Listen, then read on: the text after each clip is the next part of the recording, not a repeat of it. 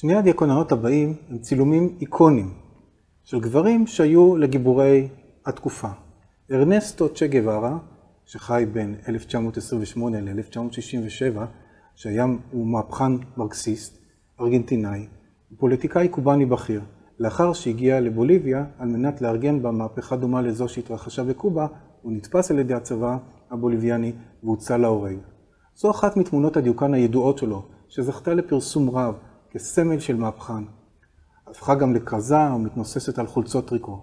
מה בדיוק הפך אותה לקון נפוצה? אולי האופן בו מופנה המבט עם הניצוץ בעיניים, הכומתה עם הכובע, או השיער הנובע ממנה, שופע ממנה, תווי הפנים והזקן שמוסיפים גם הם מהפכנות. כנראה שהכל ביחד, יחד עם דמותו של צ'ה גווארה והכריזמה שלו.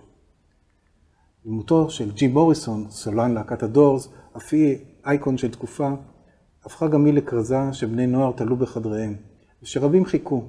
בשתי התמונות חוזר אלינו המבט, בעוד שצ'ה גווארה מתבונן למרחק במבט של מנהיג הצופה למרחק וחוזר לעתיד, ג'ים מוריסון שולח בנו מבט פגיע ומטריס. מוריסון מת בגיל 27, כנראה תוצאה של מנת יתר.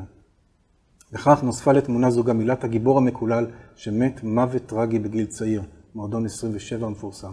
ובהקשר עקיף, עילת הגיבור של מי שמת בדמי ימיו למען מטרה נעלה, כמו חייל קרב בקרב. כך נלווים לתמונות האיקוניות הללו שמוזעות מיד ומסמלות תקופה, הקשרים תרבותיים וחברתיים שמזינים אותן ומבנים בכל תקופה מחדש.